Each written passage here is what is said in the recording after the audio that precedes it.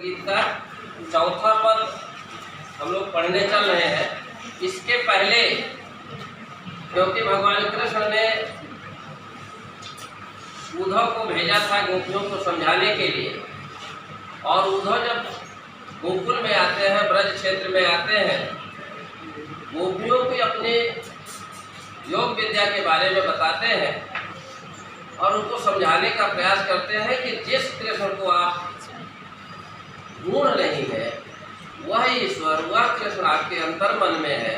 आप अपने अंदर झांकिए, आपको भगवान कृष्ण के दर्शन स्वाभाविक रूप से हो जाएंगे। लेकिन गोपियां इन बात से सहमत नहीं होती, उद्धव के इन बातों से सहमत नहीं होती हैं।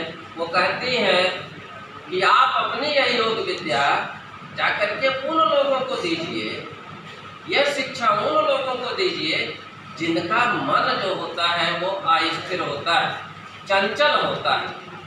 हमारा मन तो स्थिर है, हमारा मन जो है चंचल नहीं है। हमारे हृदय ने पूरी मजबूती के साथ, पूरी दृढ़ता के साथ भगवान कृष्ण को धारण किया है। हारी पक्षी की तरह जैसे वो अपने पैरों में एक लकड़ी पकड़े रहता है, छोड़ता नहीं है, ठीक उसी तरह से हम लोगों ने मन, वाणी और कर्म से भगवान कृष्ण को अपने हृदय में धारण कर लिया। आगे का पद देखिए, उद्धव जोग जोग हम नहीं। गोपियां उद्धव से कहती हैं कि हे उद्धव, जोग जोग हम नहीं। एक जोग का अर्थ है योग विद्या से, और दूसरे जोग का अर्थ है योग्य होना, अनुकूल होना।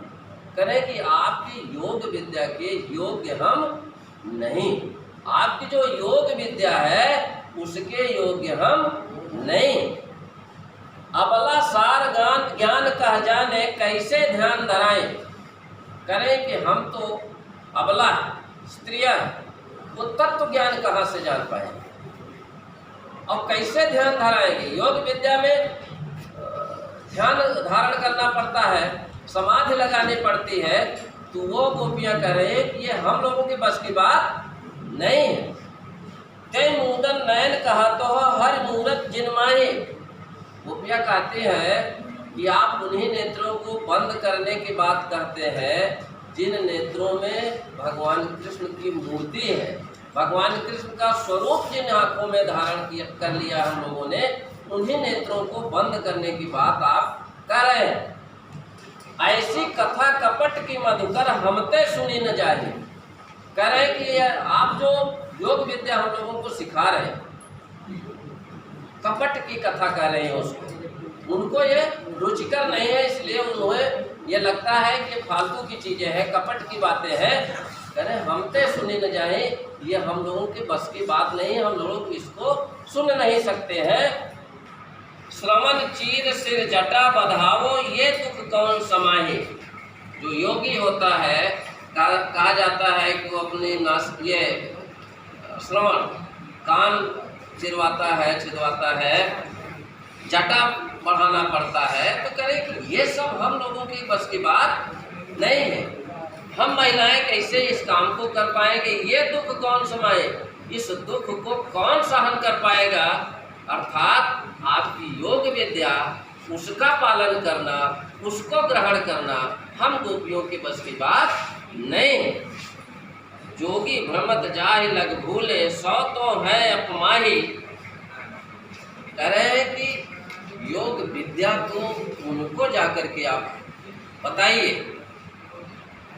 जो भ्रमण कर रहे हैं, जिनका चित्त अस्थिर है, चंचल है। हमारे लिए तो हम लोगों ने भगवान कृष्ण को अपमाही मत अपने हृदय में धारण कर लिया है। तो यह योग विद्या हम लोगों के लिए उपयुक्त नहीं है। यह योग विद्या जिनका चंचल चित्त है, जिनका अस्थिर मन है, उनके लिए यह योग विद्या उपयुक्त है। हम लोगों के लिए तो यह योग विद्या उपयुक्त नहीं है।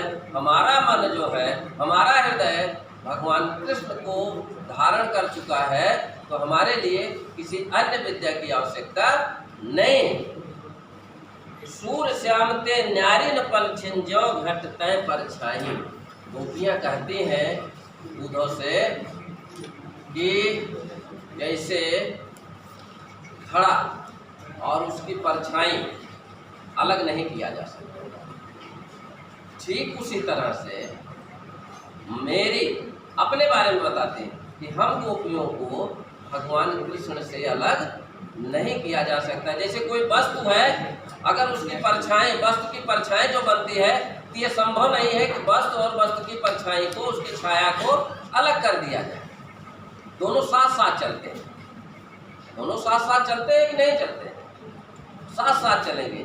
तो करें कि हमारी स्थिति भी वैसे है कि हम लोगों को भगवान कृष्ण के लिए न्यारी, मतलब उनको अलग नहीं किया जा सकता। पल क्षण, एक क्षण मात्र के लिए भी हमें और भगवान कृष्ण को दूर नहीं किया जा सकता है।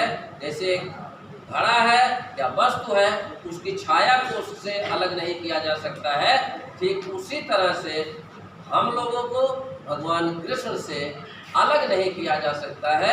ऐसा सूरदास जी बता रहे हैं। सूरदास जी बताते हैं कि गोपियाँ उद्धव से ये अपनी बातें बता रही हैं कि आप हमको निरर्थक, जो उनके लिए निरर्थक है, वास्तव में योग विद्या निरर्थक नहीं होती है, लेकिन जो उनके लिए निरर्थक सा प्रतीत हो रहा है, वो कह रही है कि यह योग विद्या हम लोगों के लिए उतना उपयुक्त नहीं है, उनके लिए उपयुक्त है जिनका चित्त अस्थिर है, जिनका चित्त चंचल है।